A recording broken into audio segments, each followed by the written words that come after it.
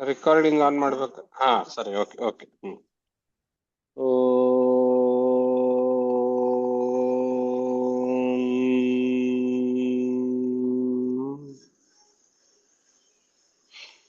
ಶ್ರುತಿಸ್ಮೃತಿಪುರಾಣಾನಾಮಾಲಯಂ ಕರುಣಾಲಯಂ ನಮಾಮಿ ಭಗವತ್ಪಾದಶಂಕರಂ ಲೋಕಶಂಕರಂ. ಶಂಕರಂ ಶಂಕರಾಚಾರ್ಯಂ ಕೇಶವಂ ಬಾದರಾಯಣಂ ಸೂತ್ರಭಾಷ್ಯಕೃತೌ ವಂದೇ ಭಗವಂತೌ ಪುನಃ ಪುನಃ. ಭಾರತೀಕರುಣಾಪಾತ್ರಂ ಭಾರತೀಪದಭೂಷಣಂ ಭಾರತೀಪದಮಾರೂಢಂ ಭಾರತೀತೀರ್ಥಮಾಶ್ರಯೇ. ವಿದ್ಯಾವಿನಯಸಂಪನ್ನಂ वीतरागं विवेकिनं ವಂದೇ ವೇದಾಂತತತ್ತ್ವಜ್ಞಂ ವಿಧುಶೇಖರಭಾರತೀಂ. ಪರಮಂ ಕ್ಲಿಷ್ಟವೇದಾಂತಂ ಪರಯಾ ಶ್ಲಕ್ಷ್ಣಯಾ ಗಿರಾ ಯೋ ಬೋಧಯತಿ तं ವಂದೇ ಪರಮಾನಂದಭಾರತೀಂ. ಜನ್ಮಾದ್ಯಸ್ಯ ಯತೋನ್ಮಯಾದಿತರತಶ್ಚಾರ್ಥೈಷ್ವಭಿಜ್ಞಸ್ವರಾಟ್ तेने ब्रह्म हृदय आदिकवये मुह्यन्ति यत्सूरयः तेजो वारिमृदां यथा विनिमयो यत्र त्रिसर्गो मृषा धाम्ना स्वेन सदा निरस्तकुहकं सत्यं परं धीमहि.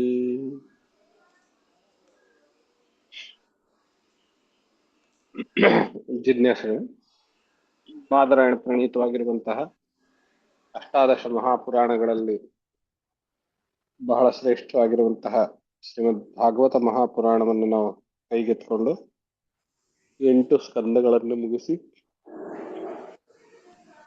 9ನೇ ಸ್ಕಂದ ಪ್ರವೇಶ ಮಾಡಿ ನಿನ್ನೆ ದಿವಸ ಅದರಲ್ಲಿ ಇಕ್ಷ್ವಾಕು ವಂಶದಲ್ಲಿ ಬರುವಂತಹ ಮಾಂಧಾತ ಮತ್ತು ಸೌಭರಿ ಮಾವ ಅಳಿಯ ಅವರ ಕಥೆಯನ್ನು ನಾವು ನೋಡಿದ್ವಿ. ಕಥೆಯಲ್ಲಿರುವಂತಹ ಬಹಳ ದೊಡ್ಡ ಸಂದೇಶ, ನಾವು ಕಾಮಾಸಕ್ತಿಯನ್ನ ಉಪಭೋಗ ಮಾಡಿಕೊಂಡು ತೀರಿಸ್ಕೊಳ್ತೇವೆ ಅನ್ನುವಂತಹದ್ದು ಸುಳ್ಳು. ಅದು ಅಗ್ನಿಯನ್ನು ನಂದಿಸುವುದಕ್ಕೆ ತುಪ್ಪವನ್ನು ಸುರಿದಂತೆ ಅನ್ನುವ ಅರ್ಥದ ಶ್ಲೋಕವನ್ನು ನಾವು ನೋಡಿದ್ವಿ. ಆದ್ರಿಂದ ಮುಮುಕ್ಷು ಆದಂಥವನು ಮಿಥುನವ್ರತಿಗಳು, ಗೃಹಸ್ಥ ಅನ್ನೋ ಪದಕ್ಕೆ ಹೇಗೆ ಪದ ಬಳಸ್ತಾರೆ ನೋಡಿ, ಮಿಥುನವ್ರತಿಗಳು, ಮಿಥುನವೇ ವೃತವಾಗಿ ಉಳ್ಳವರು, ಅವರ ಜೊತೆ ಸಂಘದಲ್ಲಿ ಇರಕೂಡ್ದು ಅಂತ ಸೌಭರಿ ಋಷಿ ತನ್ನ ಸ್ವಂತ ಅನುಭವದ ಆಧಾರದ ಮೇಲೆ ಹೇಳ್ತಾರೆ. ಆಮೇಲೆ ಪುನಃ ಅವರು ಜ್ಞಾನಾದಿಗಳನ್ನ ತಪಶ್ಚರ್ಯಕ್ಕೆ ಹೊರಟು ಜ್ಞಾನವನ್ನು ಪಡೆದುಕೊಂಡು ಋಗ್ವೇದದ 7ನೇ ಮಂಡಲದ 7ನೇದು 8ನೇದು ಅದರಲ್ಲಿ ಒಬ್ಬ ಮಂತ್ರದ್ರಷ್ಟಾರರಾಗ್ತಾರೆ ಸೌಭರಿ ಋಷಿ. ಆ ಮಟ್ಟಕ್ಕೆ ಬೆಳೀತಾರೆ. ಆ ಕಥೆಯನ್ನು ನಾವು ನಿನ್ನೆ ದಿವಸ ನೋಡಿದ್ವಿ. ಈಗ ಆ ಇಕ್ಷ್ವಾಕು ವಂಶ ಮುಂದುವರಿಯುತ್ತೆ, ವಂಶದ ಕಥೆ ಅನ್ನುವಂಥದ್ದು ಮುಂದುವರಿಯುತ್ತೆ. 7ನೇ ಅಧ್ಯಾಯದಲ್ಲಿ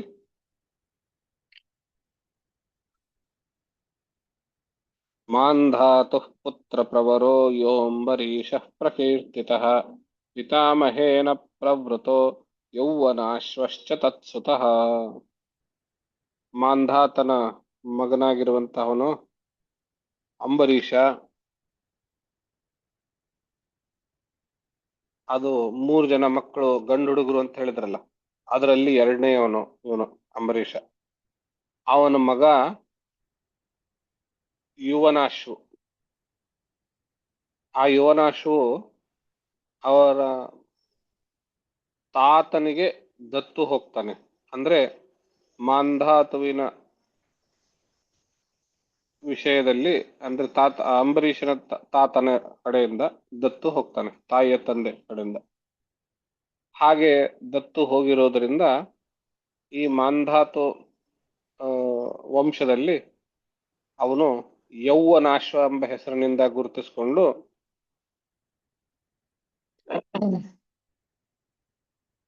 ಅವಾಂತರ ಗೋತ್ರಗಳಿಗೆ ಕಾರಣನಾಗ್ತಾನೆ, ಗೋತ್ರದ ಪ್ರವರ್ತಕರಾಗ್ತಾನೆ ಅಂತ. ಅವಾಂತರ ಗೋತ್ರ ಅಂದ್ರೆ ತಾಯಿ ಕಡೆಯಿಂದ ಸಂಬಂಧ ಬಂದಿದ್ದು ಅದನ್ನು ಮುಂದೆ ಒಂದು ಗೋತ್ರ ಪ್ರವರ್ತಕರಾಗಿ ಅನ್ನುವಂಥದ್ದನ್ನು ನಾವು ಇಲ್ಲಿ ಗಮನಿಸ್ಬೇಕು. ಹೀಗೆ ಅಂಬರೀಷ ಯೌವನಾಶ್ವ. ಆ ಹಿಂದೆ ನಾವು ಅಂಗಿರಸ ಅನ್ನುವಂತಹದ್ದು ಕಥೆ ಕೇಳಿದ್ವಿ.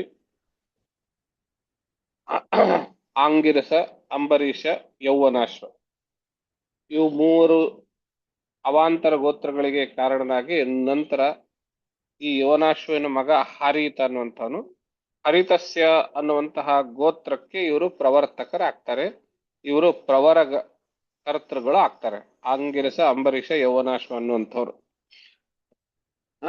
ಹೀಗೆ ಪುರಾಣಗಳನ್ನೆಲ್ಲವನ್ನು ಹೆಕ್ಕಿ ಹೆಕ್ಕಿ ತೆಗೆದು ನೋಡಿದಾಗ ಈ ಗೋತ್ರದ ಮೂಲ, ಪ್ರವರಗಳ ಮೂಲವನ್ನ ನಾವು ಒಂದು ಅಂದಾಜು ಮಟ್ಟಿಗೆ ತಿಳಿದುಕೊಳ್ಳಬಹುದು.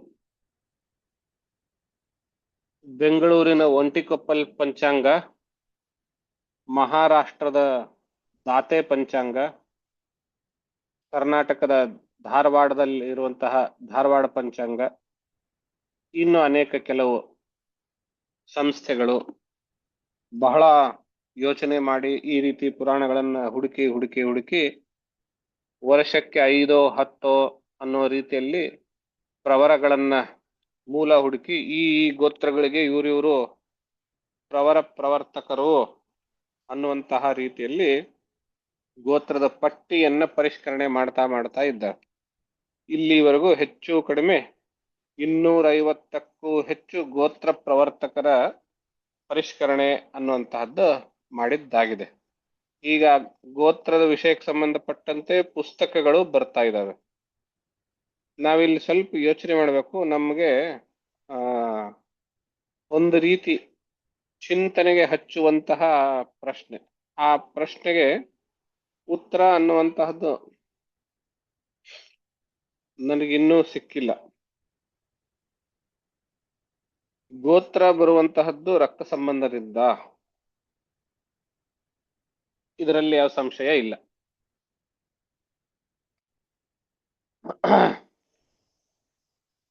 ವರ್ಣನು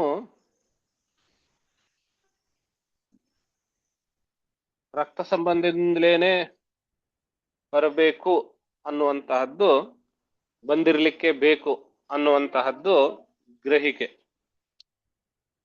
ಆದ್ರೆ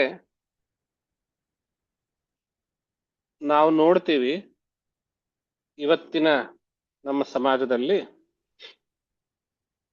ಕೆಲವು ಗೋತ್ರಗಳು ಕ್ಷತ್ರಿಯ ವರ್ಣದಲ್ಲಿಯೂ ಕಾಣಸಿಗುತ್ತವೆ,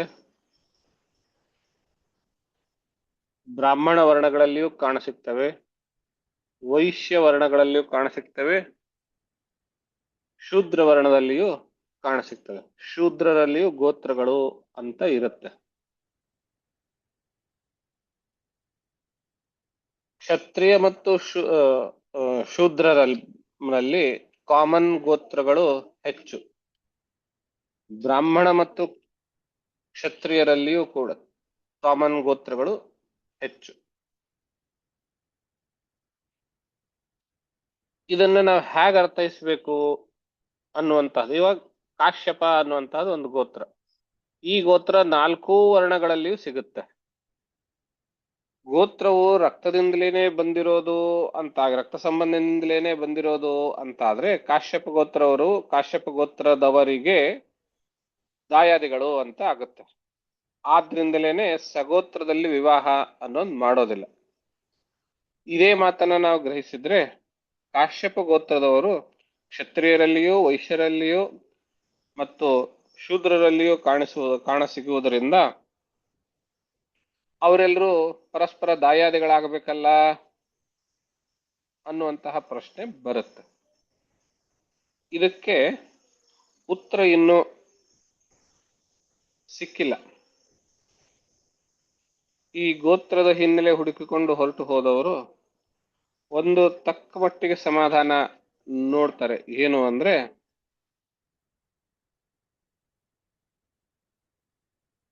ವಿವಾಹಕ್ಕೆ ಮೂಲ ನಿಯಮ ಏನು ಅಂದ್ರೆ ಸಗೋತ್ರವನ್ನ ಬಿಟ್ಟು, ಅಂದ್ರೆ ಅದೇ ಗೋತ್ರದ ಬಿಟ್ಟು ಅಂತ ಇರೋದು ಹೊರತು ಅದೇ ವರ್ಣದಲ್ಲಿ ವಿವಾಹವಾಗಬೇಕು ಅನ್ನೋ ನಿಯಮ ಧರ್ಮಶಾಸ್ತ್ರದಲ್ಲಿ ಇಲ್ಲ ಅಂತ ಹೇಳ್ತಾರೆ. ಇದರ ಅರ್ಥ ಯಾವುದೇ ವರ್ಣದವರ ಜೊತೆಗೆ ಆ ಗೋತ್ರ ಅಲ್ಲಿ ಇಲ್ಲದೆ ಇದ್ರೆ, ಇದು ಕಾಶ್ಯಪ ಗೋತ್ರದ ಬ್ರಾಹ್ಮಣ ಕಾಶ್ಯಪ ಗೋತ್ರದ ಶೂದ್ರರ ಸ್ತ್ರೀಯನ್ನು ಮದುವೆ ಆಗ್ಲಿಕ್ಕೆ ಸಾಧ್ಯ ಇಲ್ಲ, ಹೊರತಾಗಿ ಬೇರೆ ಗೋತ್ರದ ಶೂದ್ರ ಸ್ತ್ರೀಯನ್ನು ಮದುವೆ ಆಗಬಹುದು ಅನ್ನುವಂತಹದ್ದು ಒಂದು ತಕ್ಕ ಮಟ್ಟಿಗೆ ಸಮಾಧಾನ ಅಂತ ಹೇಳುವಂತಹದ್ದು ಇದೆ. ಇದರಲ್ಲಿ ತೊಂದರೆ ಏನೂ ಏನಿಲ್ಲ. ಯಾಕೆಂದ್ರೆ ಆ ಬಹಳ ಹಿಂದೆ ಹೋಗ್ಬೇಕಾಗಿಲ್ಲ. 2 ತಲೆಮಾರು ಹಿಂದೆ ನೋಡಿದ್ರೆ ಹೆಚ್ಚು ಕಡಿಮೆ ಎಲ್ಲಾ ವರ್ಣದಲ್ಲಿಯೂ ಬ್ರಾಹ್ಮಣರಲ್ಲಿಯೂ ಕೂಡ 2 ಮದುವೆ 3 ಮದುವೆ ಅನ್ನುವಂಥದ್ದು ಬಹಳ ಸರ್ವೇ ಸಾಮಾನ್ಯವಾಗಿತ್ತು ಅನ್ನುವಂಥದ್ದನ್ನು ನಾವು ಗಮನಿಸ್ತೀವಿ. ಹಾಗೆ ಕ್ಷತ್ರಿಯರಲ್ಲಿಂತೂ ರಾಜಾ ಬಹುವಲ್ಲಭ ಅಂತ ಹೇಳಿರೋದು ವೈಶ್ಯರಲ್ಲಿಯೂ ಇರುವಂತಹದ್ದು, ಶೂದ್ರರಲ್ಲಿಯೂ ಇರುವಂತಹದ್ದು. ಈ ವಿಚಾರಕ್ಕೆ ಸಂಬಂಧಪಟ್ಟಂತೆ ಇನ್ನೂ ಆಳವಾದ ಚಿಂತನೆ ಅನ್ನುವಂತಹದ್ದು ಬೇಕಾಗಿದೆ. ಒಟ್ಟಾರೆಯಾಗಿ ನಾವು ಇವಾಗಿನ ಪರಿಸ್ಥಿತಿನಲ್ಲಿ ಗಮನಿಸೋದು ಏನು ಅಂದ್ರೆ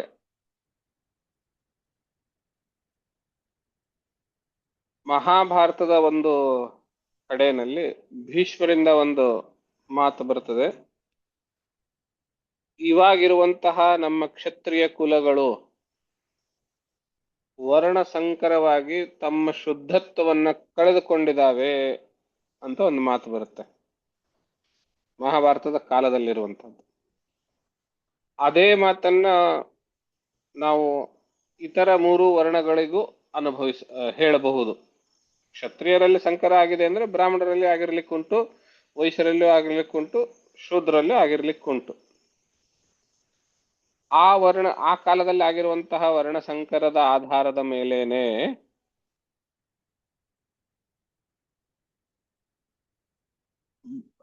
ನಾಲ್ಕೂ ವರ್ಣಗಳಲ್ಲಿ ಈ ಒಂದೇ ಗೋತ್ರ, ಕಾಮನ್ ಗೋತ್ರ ಕಾಣಿಸಬಹುದು ಅಂತ ಒಂದು ಯೋಚನೆ ಮಾಡಬಹುದು. ಇದಕ್ಕೆ ಕೌಂಟರ್ ಏನ್ ಬರುತ್ತೆ ಪ್ರಶ್ನೆ ಅಂದ್ರೆ, ಅಂತರ್ವರ್ಣ ವಿವಾಹವಾಗುವುದರಿಂದ ಗೋತ್ರ ಏನ್ ಬದಲಾಗೋದಿಲ್ವಲ್ಲ. ಯಾಕೆ ಅಂದ್ರೆ ಮದುವೆಯಾದ ಸ್ತ್ರೀಯು ಯಾರಿನ್ ಮದುವೆ ಆಗ್ತಾಳೆ ಪುರುಷನ ಗೋತ್ರವನ್ನೇ ಮಕ್ಕಳು ಮುಂದುವರಿಸ್ತಾರೆ. ಆ ಕಾರಣದಿಂದ ಅದು ಬೇರೆ ಬೇರೆ ವರ್ಣಗಳಲ್ಲಿ ಒಂದೇ ಗೋತ್ರ ಇರೋದಕ್ಕೆ ನೀವು ಹೇಳಿದ ಉತ್ತರ ಸಮಾಧಾನಕರ ಆಗೋದಿಲ್ಲ ಅಂತ ಬರುತ್ತೆ. ಅದು ಹೌದು ಕೂಡ, ಬೇರೆ ಕಾರಣವೂ ಇರಬೇಕು. ಒಟ್ಟಾರೆಯಾಗಿ ಇಲ್ಲಿ ಚಿಂತನೆಗೆ, ಸಂಶೋಧನೆಗೆ ಅನ್ನುವಂಥದ್ದು ಬಹಳ ಸಾಕಷ್ಟು ಅವಕಾಶ ಇದೆ. ಒಂದು 3-4 ವರ್ಷದ ಹಿಂದೆ ಪೇಪರ್ನಲ್ಲೋ ಅಥವಾ ಯೂಟ್ಯೂಬ್ನಲ್ಲೋ ಒಂದು ನ್ಯೂಸ್ ನೋಡಿದೆ. ತಮಿಳುನಾಡಿನ ಅಥವಾ ಆಂಧ್ರದ ಒಂದು ಹಳ್ಳಿನಲ್ಲಿ ಒಂದು ಅಸ್ಪೃಶ್ಯತೆ ಘಟನೆ ನಡೀತು. ಅವರನ್ನ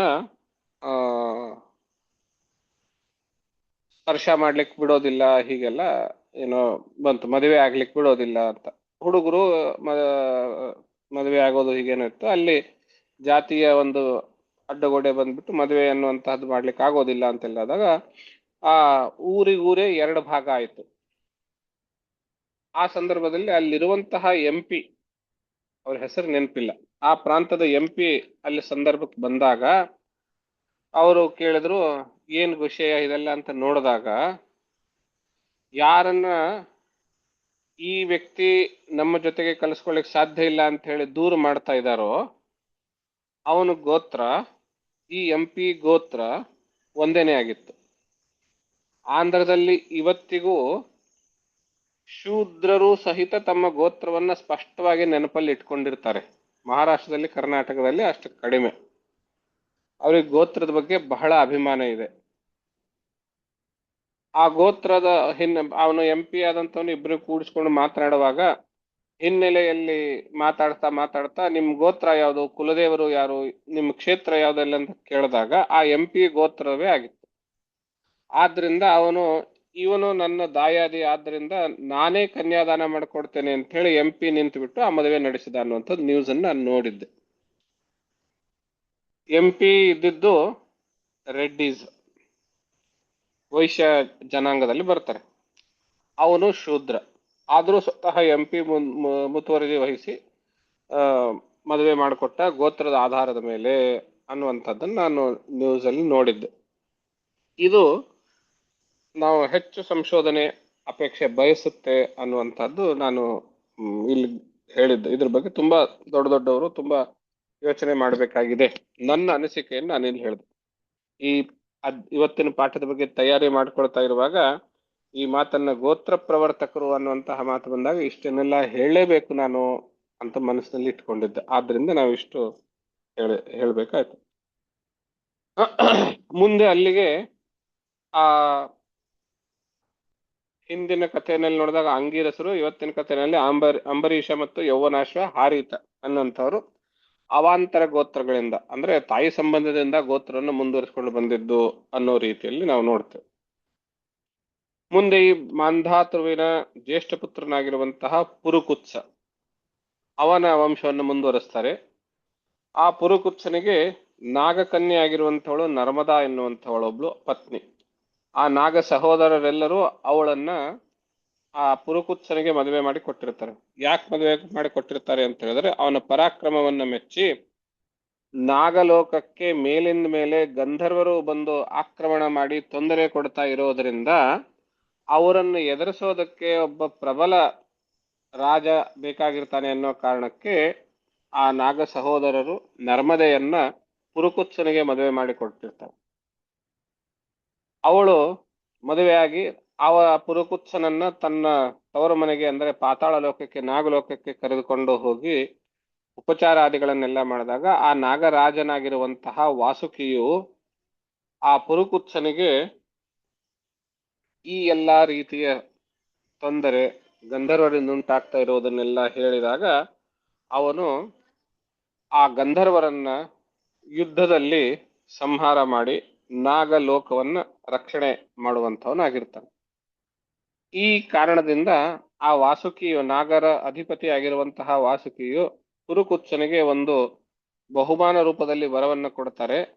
ಯಾರು ಈ ನಿನ್ನ ಪರಾಕ್ರಮವನ್ನ ನೆನಪಿಸ್ಕೊಳ್ತಾರೆಯೋ, ಆ ಪರಾಕ್ರಮದ ಶ್ಲೋಕಗಳನ್ನ ಹೇಳ್ತಾರೆಯೋ, ಅವರಿಗೆ ಸರ್ಪಬಾಧೆ, ನಾಗಬಾಧೆ ಅನ್ನುವಂಥದ್ದು ಇರೋದಿಲ್ಲ ಅನ್ನುವಂಥದ್ದನ್ನು ನೋಡಿ. ನವಮ ಸ್ಕಂದದ 7ನೆಯ ಅಧ್ಯಾಯದ 10ರಿಂದ 15 ಶ್ಲೋಕಗಳವರೆಗೆ, 9ರಿಂದ 15 ಶ್ಲೋಕಗಳವರೆಗೆ ಆ ಇವನು ಪುರುಕುತ್ಸನು ಗಂಧರ್ವರನ್ನ ಸಂಹಾರ ಮಾಡಿ ನಾಗರನ್ನ ರಕ್ಷಣೆ ಮಾಡಿರುವಂತಹ ಪರಾಕ್ರಮದ ಶ್ಲೋಕಗಳು 9ರಿಂದ 15. ಆ ಶ್ಲೋಕಗಳನ್ನು ನಾವು ಪಾರಾಯಣದಲ್ಲಿ ಅಥವಾ ನಿತ್ಯ ಮಲಗುವಾಗ ಹೇಳಿದಾಗ ಸರ್ಪಬಾಧೆ ಅನ್ನುವಂಥದ್ದು ಆಗೋದಿಲ್ಲ ಅನ್ನುವಂಥದ್ದು ವಾಸುಕಿ ಆ ಪುರುಕುತ್ಸನಿಗೆ ಕೊಟ್ಟವರ. ನಂತರ ಆ ಪುರುಕುತ್ಸನ ಮಗನಾಗಿರುವಂತಹವನು ತ್ರಸದಸ್ಯು, ಅವನ ಮಗ ಅನರಣ್ಯ, ಅನರಣ್ಯನ ಮಗ ಹರ್ಯಶ್ವ, ಹರ್ಯಶ್ವನ ಮಗ ಅರುಣ, ಅರುಣನ ಮಗ ತ್ರಿಬಂಧನ, ಆ ತ್ರಿಬಂಧನನ ಮಗ ಸತ್ಯವ್ರತ. ಈ ಸತ್ಯವ್ರತನೇ ತ್ರಿಶಂಕು ಎಂಬುದಾಗಿ ಪ್ರಸಿದ್ಧಿ ಆಗಿರುವಂತ. ತ್ರಿಶಂಕುವಿನ ಕಥೆ ನಮಗ್ ಗೊತ್ತಿರೋದು, ಅವನು ರಾಜನಾಗಿರ್ತಾನೆ. ಅವನು ಸಶರೀರವಾಗಿ ಸ್ವರ್ಗಕ್ಕೆ ಹೋಗಬೇಕು ಅಂತ ಹೇಳಿ ಕಾಮನೆ ಮಾಡ್ತಾನೆ. ಯಾರು ಆ ಯಜ್ಞವನ್ನ, ಆ ರೀತಿಯ ಪ್ರಯೋಗವನ್ನ ಮಾಡೋದಕ್ಕೆ ಮುಂದಾಗೋದಿಲ್ಲ. ವಿಶ್ವಾಮಿತ್ರನು ಆ ಪ್ರಯೋಗವನ್ನ ಮಾಡಿಸಿ ಇವನನ್ನ ಸಶರೀರವಾಗಿ ಸ್ವರ್ಗಕ್ಕೆ ಕಳಿಸ್ತಾನೆ ಅನ್ನುವಂಥದ್ದು ನಾವು ಕಥೆನಲ್ಲಿ ಕೇಳಿ ತಿಳ್ಕೊಂಡಿರೋದು. ಭಾಗವತದಲ್ಲಿ ಇನ್ನೂ ಒಂದು ಸ್ವಲ್ಪ ಈ ಕಥೆಗೆ ಹಿಂದೆ ಮುಂದೆ ಇರುವಂತಹದ್ದು ಒಂಚೂರು ಅಂಶಗಳನ್ನು ನಾವಿಲ್ಲಿ ನೋಡ್ತೇವೆ. ವಾಸ್ತವದಲ್ಲಿ ಸತ್ಯವ್ರತ ಎನ್ನುವಂತಹ ರಾಜನು ಅನಾಚಾರಿಯಾಗಿರ್ತಾನೆ. ಅವನು ತಂದೆಯ ಮಾತನ್ನು ಉಲ್ಲಂಘನೆ ಮಾಡಿರ್ತಾನೆ. ಗುರುವಿನ ಹಸುವನ್ನ ಸಂಹಾರ ಮಾಡಿರ್ತಾನೆ. ಮತ್ತು ಆ ಹಸುವಿನ ಮಾಂಸವನ್ನ ಸಂಸ್ಕಾರ ಮಾಡದೆ, ಅಂದ್ರೆ ಚೆನ್ನಾಗಿ ಬೇಯಿಸದೆ ಹಸಿ ಮಾಂಸವನ್ನೇ ಆಹಾರ ರೂಪವಾಗಿ ತಿಂದಿರ್ತಾನೆ. ಈ ಮೂರು ದೋಷಗಳು ಅವನನ್ನ ಸಂಸಾರದಲ್ಲಿ ಯಾವ ರೀತಿ ನಾವು ಕನ್ನಡದಲ್ಲಿ ಗೂಟ ಅಂತ ಬಳಸ್ತೇವೆ ಪದ. ಗೂಟ ಹಾಕೋದು ಏನಕ್ಕೆ ಅಂತ ಹೇಳಿದ್ರೆ ಒಂದ್ ಕಡೆ ಸ್ಥಿರವಾಗಿ ನೆರೆ ಉಳ್ಳೋದಕ್ಕೆ ಅಂತ, ನಿಲ್ಸೋದಕ್ಕೆ ಅಂತ. ಈ ಮೂರು ಪಾಪಗಳು ಅವನನ್ನ ಸಂಸಾರದಲ್ಲಿಯೇನೆ ನಿಲ್ಲಿಸೋದಕ್ಕೆ ಕಟ್ಟಿ ಹಾಕಿರುವ ಸ್ಥಳಗಳಾಗಿರುವ ಗೂಟಗಳು ಅನ್ನೋ ರೀತಿಯಲ್ಲಿ. ಶಂಕು ಅಂದ್ರೆ ನಾವು ಶಂಕುಸ್ಥಾಪನೆ ಅಂತ ಮಾಡ್ತೀವಲ್ಲ, ಮರದ ಒಂದು ಗೂಟ ಇರುತ್ತೆ, ಅದನ್ನ ಭೂಮಿನಲ್ಲಿ ಉಳ್ತಾರೆ. ಇವನನ್ನ ಈ ಸಂಸಾರದಲ್ಲಿಯೇನೆ, ಈ ಜಗತ್ತಿನಲ್ಲಿಯೇನೆ ಅವನು ಮೋಕ್ಷನಾಗದಂತೆ ಈ ಜಗತ್ತಿನಲ್ಲಿಯೇನೆ ಬಂಧಿಸಲ್ಪಡುವಂತಹ ಮೂರು ಪಾಪ ಎನ್ನುವಂತಹ ಪಾಶಗಳನ್ನ ಬಂಧಿಸಲ್ಪಡುವ ಗೂಟದ ರೂಪದಲ್ಲಿ ಇವನು ಮೂರು ಪಾಪ ಮಾಡಿರೋದ್ರಿಂದ ಇವನಿಗೆ ತ್ರಿಶಂಕು ಅಂತ ಹೆಸರು ಬಂತು. ಏನೇನು ಪಾಪಗಳು ಅಂತ ಹೇಳಿದ್ರೆ, ಪಿತುಶ್ಚ ಪರಿತೋಷೇಣ ಗುರೋರ್ಧ್ರೋಗ್ಧ್ರೀವಧೇನ ಚ ಅಪ್ರೋಕ್ಷಿತ ಪಯೋಗಾಚ್ಚ ತ್ರಿವಿಧಸ್ಥೆ ವ್ಯತಿಕ್ರಮ. ಮೂರು ವ್ಯತಿಕ್ರಮ ಅಂದ್ರೆ ಧರ್ಮದ ಮಾರ್ಗದಲ್ಲಿ ನಡೆಯುವಂತಹದ್ದು ಅನುಕ್ರಮ, ಅದಕ್ಕೆ ವಿರುದ್ಧವಾಗಿ ನಡೆಯುವಂತಹದ್ದು ವ್ಯತಿಕ್ರಮ. ಮೂರು ವ್ಯತಿಕ್ರಮಗಳನ್ನೇನು ಮಾಡಿರುವುದರಿಂದ ಮೂರು ಶಂಕುಗಳು ನೆಲಕ್ಕೆ ಬಡಿದು ನಿಲ್ಲಿಸಿರುವಂತೆ ನಿನ್ನನ್ನ ಸಂಸಾರದಲ್ಲಿ ನಿಲ್ಲಿಸ್ತವೆ. ಆ ಕಾರಣದಿಂದ ಮೋಕ್ಷಕ್ಕೆ ಹೋಗದಂತೆ ನಿಲ್ಲಿಸ್ತವೆ ಅನ್ನೋ ಕಾರಣದಿಂದ ಅವನಿಗೆ ತ್ರಿಶಂಕು ಅಂತ ಹೆಸರು. ಏನೇನದು? ಪಿತುಶ್ಚ ಪರಿತೋಷೇಣ, ತಂದೆಯ ಮಾತನ್ನ ಕೇಳದೆ ಇರೋದು, ಉಲ್ಲಂಘನೆ ಮಾಡಿರುವಂತಹದ್ದು. ಅವನಿಗೆ ಸಂತೋಷವಾಗದಂತೆ ನಡೆದುಕೊಂಡಿರುವಂತಹದ್ದು. ಏನದು ಅಂತ ಹೇಳಿದ್ರೆ, ಒಬ್ಬ ವಿವಾಹಿತ ಸ್ತ್ರೀಯನ್ನ ಅಂದ್ರೆ ಪರಸ್ತ್ರೀಯನ್ನ, ಪರದಾರ ಅಂದ್ರೆ ಇನ್ನೊಬ್ಬನ ಪತ್ನಿಯನ್ನ ಇವನು ಅಪಹರಣ ಮಾಡಿಕೊಂಡು ಬಂದಿರ್ತಾನೆ. ಇದು ಅವನ ತಂದೆ ಆಗಿರುವಂತಹ ತ್ರಿಬಂಧನನಿಗೆ ಬೇಜಾರಾಗತ್ತೆ. ನೀನು ಎಂತಹ ಶ್ರೇಷ್ಠವಾದ ಕುಲದಲ್ಲಿ ಹುಟ್ಟಿ ಎಂಥ ಕೆಲಸ ಮಾಡಿದೀಯ ನೀನು, ಆದ್ರಿಂದ ನೀನು ಇನ್ನು ಮೇಲೆ ಈ ಕ್ಷತ್ರಿಯರಲ್ಲಿ ನೀನು ಯೋಗ್ಯನೇ ಅಲ್ಲ, ನೀನು ಚಾಂಡಾಲರ ಮಧ್ಯದಲ್ಲಿ ಹೋಗಿರು ಅಂತ ಹೇಳಿ ಅವನನ್ನು ಊರಿಂದ ಆಚೆ ಹಾಕ್ತಾನೆ. ಚಾಂಡಾಲರು ಅಂದ್ರೆ ಯಾರು ಅನ್ನುವಂತಹದ್ದು ಒಂದು ಪ್ರಶ್ನೆ. ಮನುಸ್ಮೃತಿಯ ಮೂಲಕ ಚಾಂಡಾಲ ಅಂದ್ರೆ ಏನು ಅಂತ ಹೇಳ್ತಾರೆ. ಅದನ್ನು ತಿಳ್ಕೊಳ್ಬೇಕಾದ್ರೆ ಅನುಲೋಮ ಮತ್ತು ವಿಲೋಮ ಎಂಬುವ ಎರಡು ಪ್ರಕಾರದ ವಿವಾಹಗಳನ್ನ ತಿಳಿದುಕೊಳ್ಬೇಕಾಗತ್ತೆ. ಬ್ರಾಹ್ಮಣ, ಕ್ಷತ್ರಿಯ, ವೈಶ್ಯ, ಶೂದ್ರ, ಈ ಆರ್ಡರ್ ಅಲ್ಲಿ ನಾವು ವರ್ಣಗಳನ್ನ ನಿಲ್ಲಿಸಿದ್ರೆ ಬ್ರಾಹ್ಮಣ ಪುರುಷ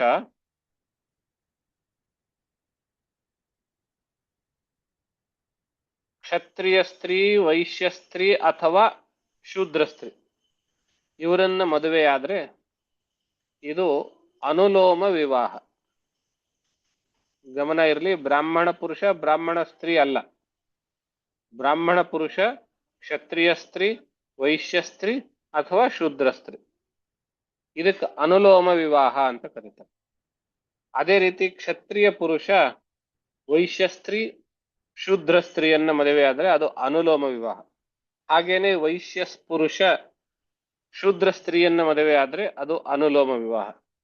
ಇದಕ್ಕೆ ವಿರುದ್ಧವಾಗಿ ನಡೆದರೆ ಬ್ರಾಹ್ಮಣ ಸ್ತ್ರೀ ಕ್ಷತ್ರಿಯ ಪುರುಷ ಅಥವಾ ವೈಶ್ಯ ಪುರುಷ ಅಥವಾ ಶೂದ್ರ ಪುರುಷ ಇವರನ್ನು ಮದುವೆ ಆದ್ರೆ ವಿಲೋಮ ವಿವಾಹ ಅಂತ ಕರೀತಾರೆ. ಹಾಗೇನೆ ಕ್ಷತ್ರಿಯ ಸ್ತ್ರೀ ವೈಶ್ಯ ಪುರುಷ ಶೂದ್ರ ಪುರುಷನನ್ನ, ಹಾಗೇನೆ ವೈಶ್ಯ ಸ್ತ್ರೀ ಶೂದ್ರ ಪುರುಷನನ್ನ ಮದುವೆ ಆದ್ರೆ ಇದಕ್ಕೆ ವಿಲೋಮ ವಿವಾಹ ಅಂತ ಕರೀತಾರೆ. ವಿಲೋಮ ವಿವಾಹದಿಂದ ಯಾರು ಹುಟ್ಟುತ್ತಾರೆಯೋ ಅವರಿಗೆ ಚಾಂಡಾಲರು ಅಂತ ಕರೀತಾರೆ. ಅವರನ್ನ ನಗರದಲ್ಲಿ ಪ್ರವೇಶ ಇರೋದಿಲ್ಲ, ಅವರಿಗೆ ನಗರದಿಂದ ಆಚೆ, ಊರಿಂದ ಆಚೆ ಹೊರಗಡೆ ಇಟ್ಟಿರ್ತಾರೆ. ಹಾಗಾದ್ರೆ ಅವ್ರು ಬದುಕೋದಕ್ಕೆ ಏನ್ ಮಾಡ್ಬೇಕು ಅಂತ ಕೇಳಿದಾಗ, ಅವರು ಸ್ಮಶಾನದಲ್ಲಿ ಇದ್ಕೊಂಡ್ಬಿಟ್ಟು ದಹನ ಕರ್ಮ ಮಾಡೋದಕ್ಕೆ ಯಾರಾದ್ರೂ ಬಂದಿದ್ರೆ ಅವರು ಅಲ್ಲಿ ಬಿಟ್ಟಿರುವಂತಹ ಬಟ್ಟೆ, ಅಕ್ಕಿ, ಮತ್ತೇನೇನು ಬಿಟ್ಟಿರ್ತಾರೆ, ತುಪ್ಪ ಏನೇನು ಇರ್ತದೆ, ಅವುಗಳನ್ನ ಉಪಭೋಗ ಮಾಡಿಕೊಂಡು ಅವರು ಬದುಕ್ತಾ ಇದ್ರು ಅನ್ನುವಂಥದ್ದು ಇದೆ. ಅದರಲ್ಲಿ ಇನ್ನೂ ಒಂದು ವಿಶೇಷ,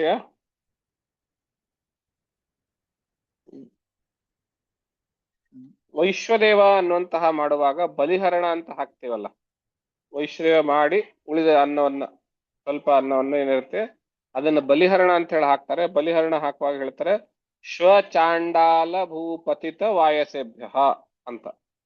ಆ ಅನ್ನ ಚಾಂಡಾಲನಿಗೆ ಕೊಡಬಹುದು, ಮಿಕ್ಕಿದ್ದನ್ನ ಚಾಂಡಾಲನಿಗೆ ಕೊಡ್ಲಿಕ್ಕೆ ಬರಲ್ಲ. ವೈಶ್ವದೇವ ಬಲಿಹರಣ ಮಾಡುವಾಗ ಚಾಂಡಾಲನಿಗೆ, ಪಾಪ ಅವನು ಇವತ್ಯಾರು ಮರಣ ಹೊಂದೇ ಇಲ್ಲ ಅಂದ್ರೆ ಅವನ ಗತಿ ಏನು ಅನ್ನೋ ಕಾರಣದಿಂದ, ಅವನಿಗೊಂಚೂರು ಅನ್ನ ಮುಟ್ಲಿ ಅನ್ನೋ ಕಾರಣದಿಂದ ಆ ಬಲಿಹರಣ ಮಾಡಿರುವಂತಹ ಅನ್ನವನ್ನ ಅವನಿಗೆ ತಲುಪಿಸ್ತಾ ಇದ್ರು, ಹೀಗೆ ಅನ್ನುವಂಥದ್ದು. ಇದು ಚಾಂಡಾಲ ಅಂತ. ಈ ತ್ರಿಬಂಧನ ಆ ಸತ್ಯವ್ರತನ ಆ ಒಂದು ಕೆಟ್ಟ ಕರ್ಮದಿಂದ, ತಪ್ಪಿನಿಂದ ಅವನಿಗೆ ಶಿಕ್ಷೆ ಕೊಡ್ತಾನೆ. ನೀನು ಗ್ರಾಮದಿಂದ ಬಹಿಷ್ಕಾರ, ರಾಜ್ಯದಿಂದ ಬಹಿಷ್ಕಾರನಾಗಿ ನೀನು ಚಾಂಡಾಲರ ಮಧ್ಯದಲ್ಲಿರುವಂತ. ಅವನು ಚಾಂಡಾಲದಲ್ಲಿಯೇ ಇದ್ಕೊಂಡ್ಬಿಟ್ಟು ಹೆಂಡ ಗಿಂಡ ಕುಡಿದುಕೊಂಡು ನಾಯಿ ಮಾಂಸ ಎಲ್ಲ ತಿಂದುಕೊಂಡು ಅವ್ರ ಜೊತೆನೆ ಅವನು ಕಾಲ ಕಳೀತಾ ಇರ್ತಾನೆ. ಜೊತೆಗೆ ಅವನ ಮನಸ್ಸಿನಲ್ಲಿ ಇನ್ನೂ ಒಂದು ಸಿಟ್ಟೇನು ಅಂತ ಹೇಳಿದ್ರೆ, ನಮ್ಮ ತಂದೆ ನನ್ನನ್ನ ಬಹಿಷ್ಕಾರ ಹಾಕುವಾಗ ವಸಿಷ್ಠರು ಅದಕ್ಕೆ ಸಮ್ಮತಿ ಕೊಟ್ಟರು. ವಸಿಷ್ಠರು ಅವರ ಪುರೋಹಿತರು, ಇಕ್ಷ್ವಾಕು ವಂಶದ ಕುಲ ಪುರೋಹಿತರು ವಸಿಷ್ಠರು.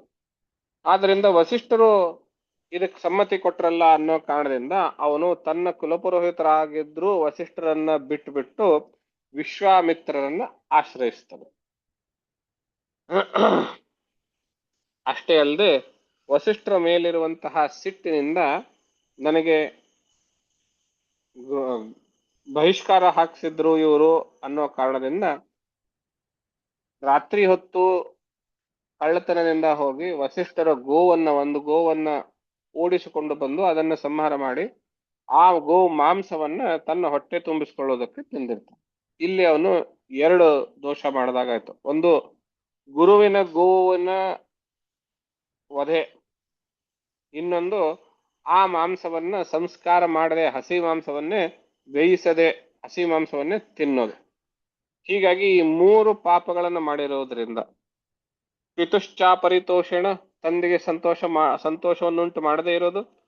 ಗುರೋರ್ ದೋಗ್ಧ್ರಿ ಅಂದ್ರೆ ಹಿಂಡುವ ಹಸು ಹಿಂಡುವುದು ಅಂದ್ರೆ ಹಿಂಡುವ ಹಸು, ಹಾಲನ್ನು ಹಿಂಡುವ ಹಸು. ಆ ಹಸುವನ್ನ ಸಂಹಾರ ಮಾಡಿದ್ದು.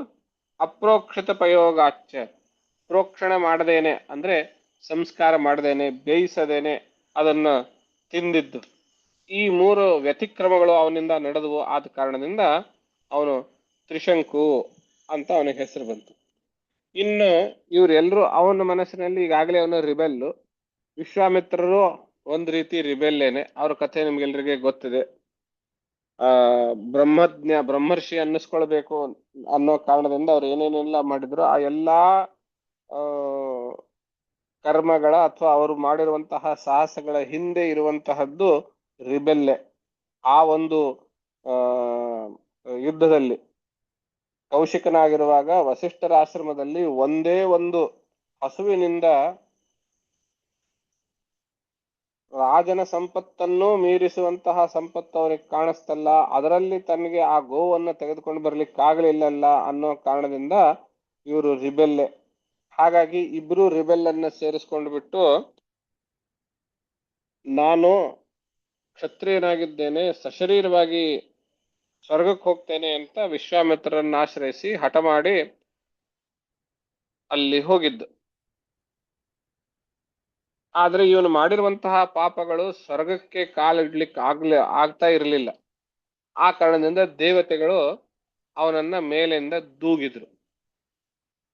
ಆವಾಗ ಅವನು ಮೇಲಿಂದ ಕೆಳಗಡೆ ಬೀಳ್ತಾ ಇರುವಾಗ ಅವನು ವಿಶ್ವಾಮಿತ್ರ ವಿಶ್ವಾಮಿತ್ರ ಅಂತ ಕೂಗಿದಾಗ ಇವರು ತಮ್ಮ ತಪಶಕ್ತಿಯಿಂದ ಆ ತಲೆ ಕೆಳಗಡೆ ಮಾಡಿಕೊಂಡು ಬೀಳ್ತಾ ಇರುವಂತಹ ಆ ಸತ್ಯವ್ರತನನ್ನ ಅಂದ್ರೆ ತ್ರಿಶಂಕುವನ್ನ ಮಧ್ಯದಲ್ಲಿಯೇನೆ ನಿಲ್ಲಿಸಿದ. ಆಗ ಅವನು ಅತ್ತ ಕಡೆ ಸ್ವರ್ಗಕ್ಕೂ ಇಲ್ಲದೆ ಇತ್ತ ಕಡೆ ಭೂಮಿಯಲ್ಲೂ ಇಲ್ಲದೆ ಮಧ್ಯದಲ್ಲಿ ಇವತ್ತಿಗೂ ಇದ್ದಾನೆ, ಕಲ್ಪಾಂತದವರೆಗೂ ಅವನು ಅಲ್ಲೇ ನಿಲ್ತಾನೆ ಅನ್ನುವಂತಹ ಮಾತನ್ನು ಹೇಳ್ತಾನೆ. ಇದು ಆ ತ್ರಿಶಂಕುವಿನ ಕಥೆ. ಆ ತ್ರಿಶಂಕುವಿಗೆ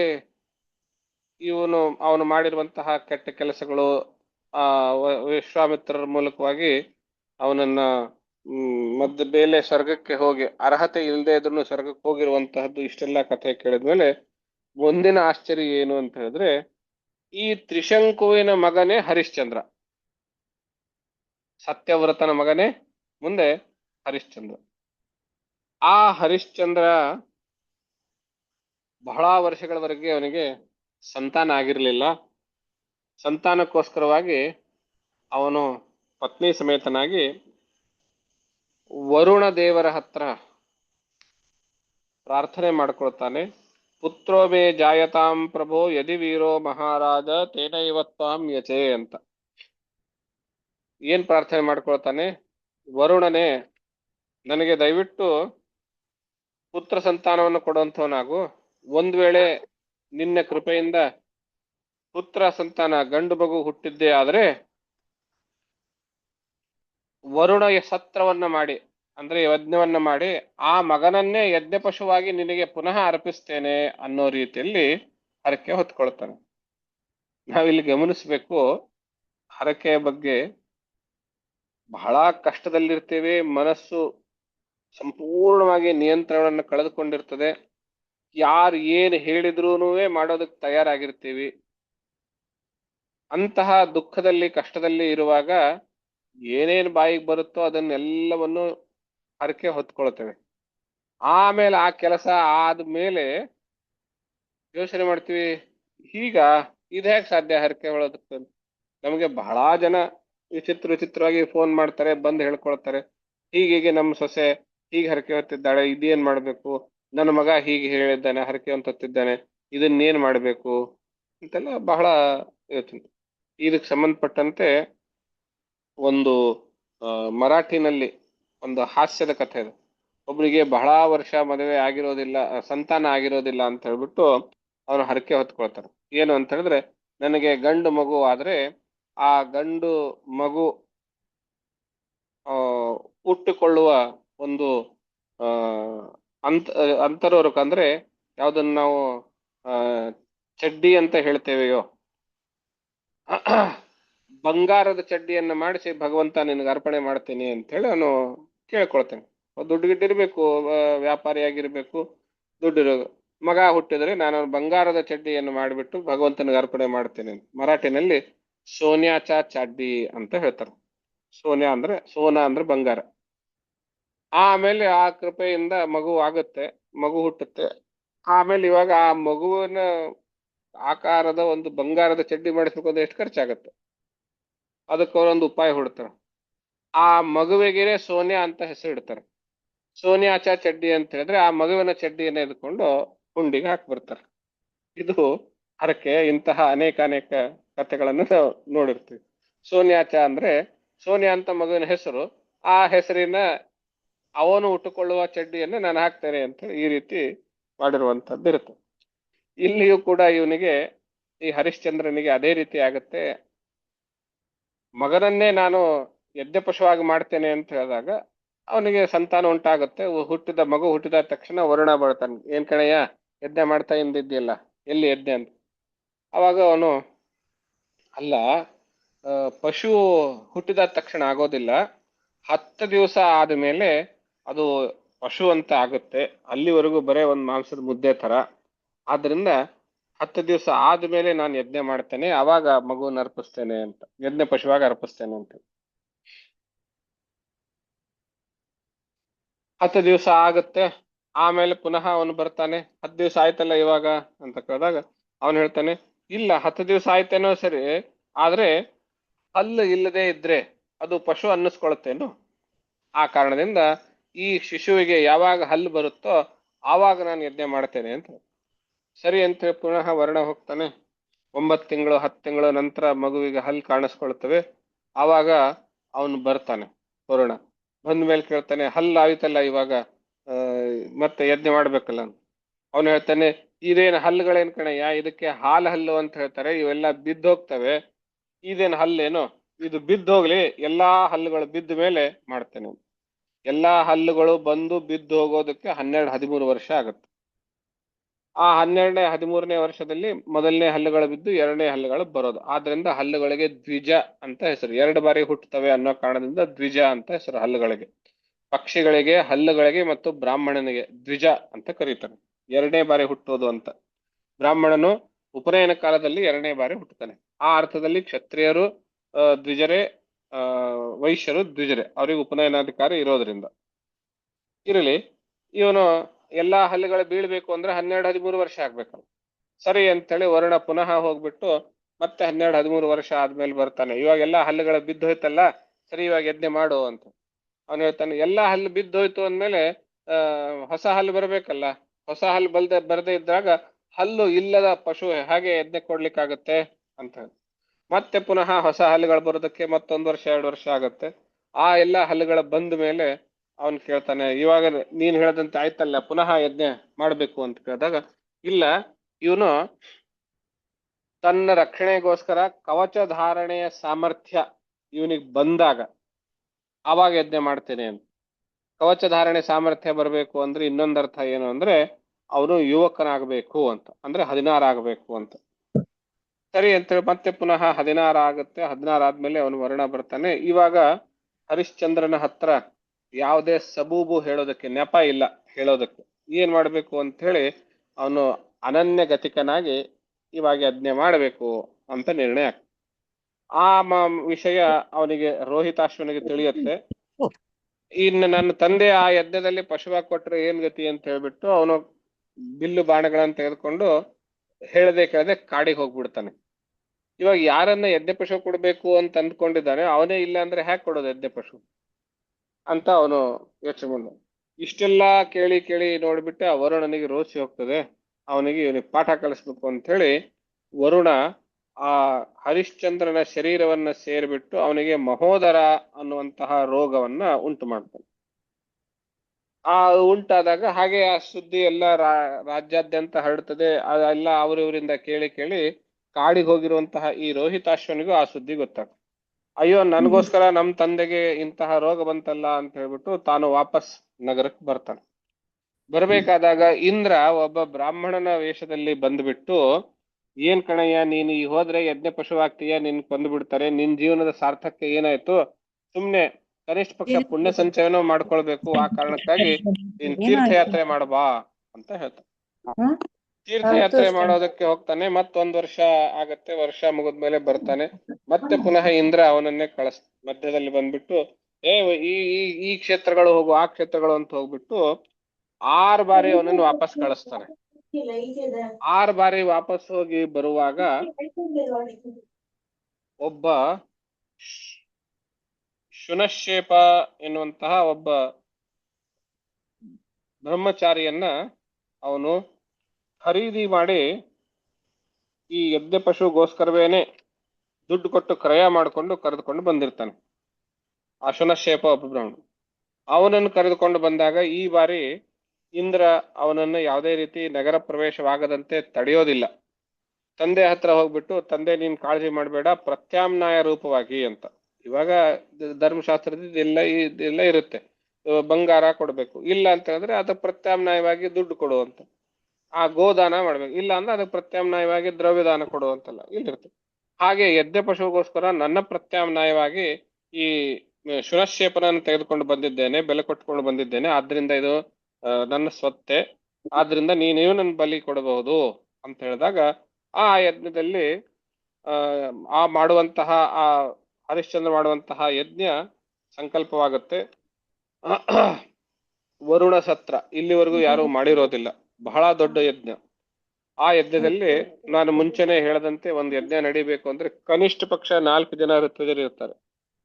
ಆ ಯಾರ್ಯಾರು ಅವರು ಅಂತಂದ್ರೆ ಹೋತೃ, ಅಧ್ವರ್ಯು, ಬ್ರಹ್ಮ ಮತ್ತು ಉದ್ಗಾತ್ರ ಅಂತ ಹೇಳಿ. ಉದ್ಗಾತ್ರ ಬ್ರಹ್ಮ ಅಂತ ಹೇಳಿ.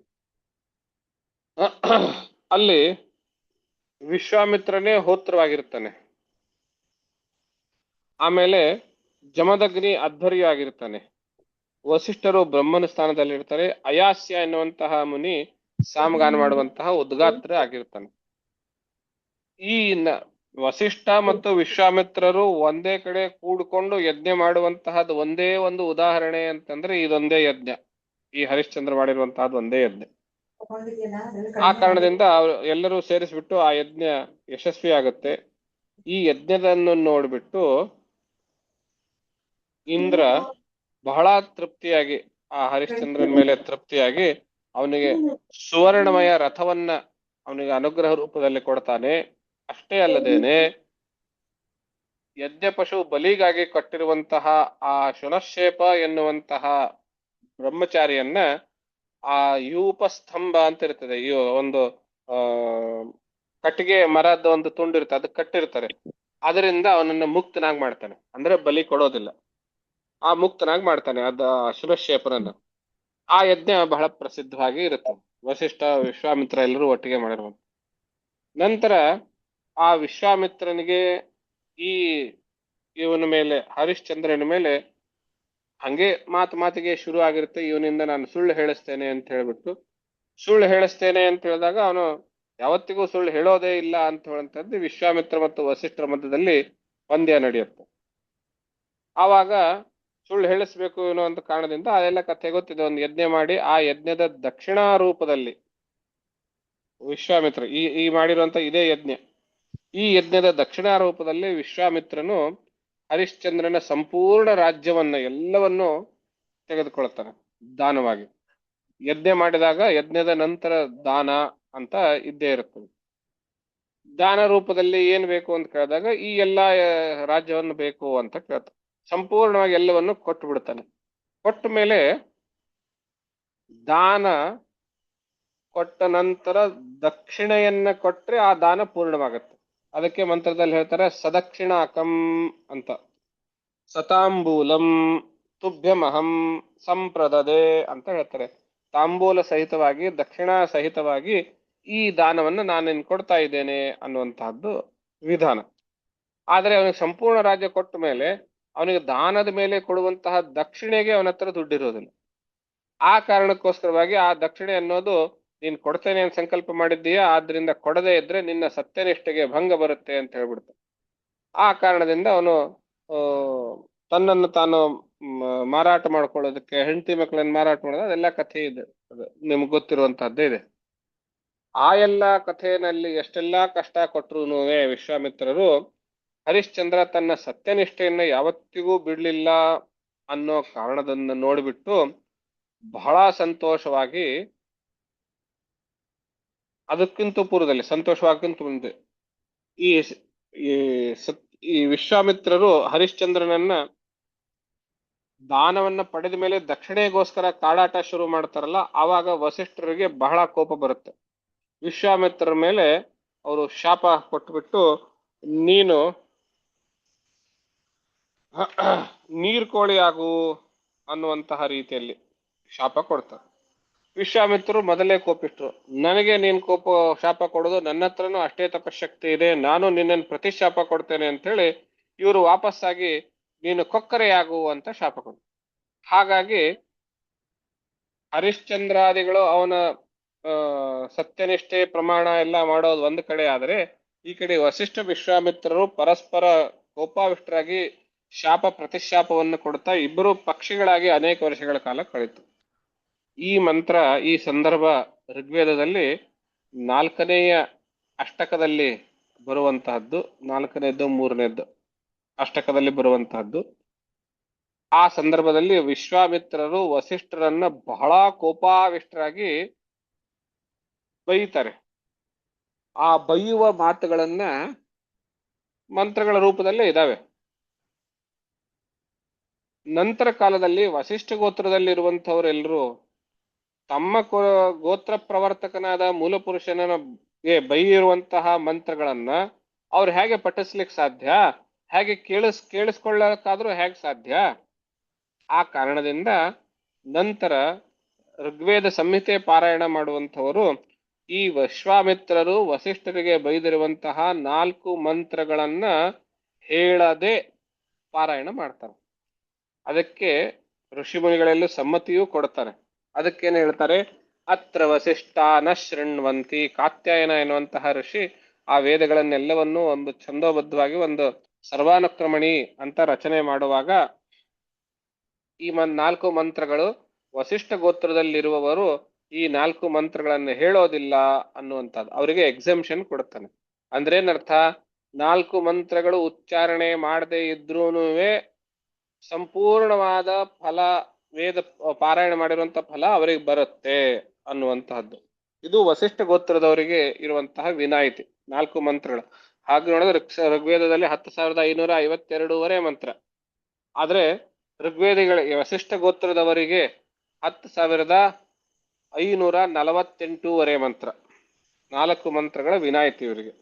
ಆ 4 ಮಂತ್ರಗಳು ಯಾವುದು ಅಂದ್ರೆ ವಸಿಷ್ಠ ವಿಶ್ವಾಮಿತ್ರರ ಕೋಪ ಮತ್ತು ಅದರಲ್ಲಿ ವಿಶ್ವಾಮಿತ್ರರು ವಸಿಷ್ಠರನ್ನು ಬೈಯುವಂತಹ ಮಂತ್ರ.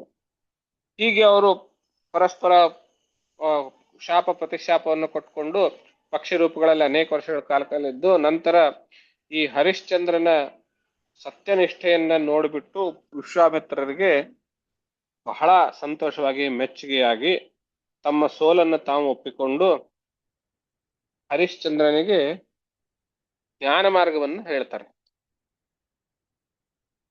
ಆ ಜ್ಞಾನ ಮಾರ್ಗದ ಉಪದೇಶದ ಫಲವಾಗಿ ಹರಿಶ್ಚಂದ್ರನು ತನ್ನ ಈ ಸಂಪೂರ್ಣ ಮನಸ್ಸನ್ನ ಯೋಗ ಅಭ್ಯಾಸದ ಮೂಲಕ, ಯೋಗ ಬಲದಿಂದ ಪೃಥ್ವಿ ತತ್ವದಲ್ಲಿ ಲೀನ ಮಾಡ್ತಾನೆ. ಪೃಥ್ವಿ ತತ್ವ ಅಂದ್ರೆ ಶರೀರ. ಆ ಪೃಥ್ವಿ ತತ್ವವನ್ನ ಜಲತತ್ವದಲ್ಲಿ ಲೀನ ಮಾಡ್ತಾನೆ. ಜಲತತ್ವವನ್ನ ತೇಜೋ ತತ್ವದಲ್ಲಿ, ತೇಜೋ ತತ್ವವನ್ನ ವಾಯು ತತ್ವದಲ್ಲಿ, ವಾಯು ತತ್ವವನ್ನ ಆಕಾಶ ತತ್ವದಲ್ಲಿ, ಆಕಾಶ ತತ್ವವನ್ನ ಅಹಂಕಾರ ತತ್ವದಲ್ಲಿ, ಅಹಂಕಾರ ತತ್ವವನ್ನ ಮಹತ್ತತ್ವದಲ್ಲಿ ಲೀನ ಮಾಡಿ ಆ ಮಹತ್ತತ್ವವನ್ನ ಜ್ಞಾನ ಎನ್ನುವಂತಹ ಅಗ್ನಿಯಲ್ಲಿ ಹಾಕಿ ಅದನ್ನ ಭಸ್ಮ ಮಾಡ್ತಾನೆ. ಆವಾಗ ಅಜ್ಞಾನ ಅನ್ನುವಂಥದ್ದೆಲ್ಲವೂ ಹೊರಟು ಹೋಗುತ್ತೆ, ಅವನು ಮುಕ್ತನಾಗ್ತಾನೆ ಅನ್ನುವಂಥ ಎಲ್ಲಾ ರೀತಿಯ ಕರ್ಮ ಬಂಧನಗಳನ್ನ ಬಿಟ್ಟುಕೊಂಡು ಮುಕ್ತನಾಗ್ತಾನೆ ಅನ್ನುವಂತಹದ್ದು. ಹೀಗೆ ವಿಶ್ವಾಮಿತ್ರರಿಂದ ಸಾಕಷ್ಟು ಕಿರುಕುಳ ಅನುಭವಿಸಿದ್ರೂನುವೆ ಹರಿಶ್ಚಂದ್ರ ಮುಂದೆ ವಿಶ್ವಾಮಿತ್ರರು ಮಾಡುವ ಉಪದೇಶದಿಂದ, ಜ್ಞಾನೋಪದೇಶದಿಂದಲೇನೆ ಮುಕ್ತನಾದ ಅನ್ನುವಂತಹ ಕಥೆಯನ್ನ ನಾವು ನೋಡ್ತೇವೆ. ಮುಂದೆ ಆ ರೋಹಿತನ ಸಂತಾನ ಮುಂದುವರೆದು ಆ ರೋಹಿತನ ವಂಶಾವಳಿಯಲ್ಲಿಯೇನೆ ಬರುವಂಥವನು ಸಗರ. ಯಾವುದರಿಂದ ಸಾಗರಗಳು ಹುಟ್ಕೊಂಡ್ತೋ, ನಂತರ ಬರುವಂತವನು ಭಗೀರಥ, ಯಾರಿಂದ ಗಂಗೆ ಅನ್ನುವಂಥದ್ದು ಭೂಮಿಗೆ ಬಂತೋ. ಆ ಕಥೆಗಳನ್ನು ನಾವು ಮುಂದಿನ ದಿನಗಳಲ್ಲಿ ನೋಡೋಣ ಅಂತ ಹೇಳ್ತಾ ಇವತ್ತಿನ ಈ ಕಥಾಭಾಗವನ್ನ ತಮ್ಮೆಲ್ಲರ ಹೃದಯ ಕವಿದಿರುವಂತಹ ಪರಮಾತ್ಮನ ಅಡಿಯಲ್ಲಿ ಅರ್ಪಿಸಿ ವಾಣಿಗೆ ವಿರಾಮವನ್ನು ಇಡ್ತೇವೆ. ಓಂ ತತ್ಸತ್. ಶ್ರೀ ಕೃಷ್ಣಾರ್ಪಣಮಸ್ತು. ಎಲ್ರಿಗೂ ನಮಸ್ಕಾರ. ಶುಭರಾತ್ರಿ. ನಮಸ್ಕಾರ ಗುರುಗಳೇ. ನಮಸ್ಕಾರ ಗುರುಗಳೇ. ನಮಸ್ತೆ ಗುರುಜಿ.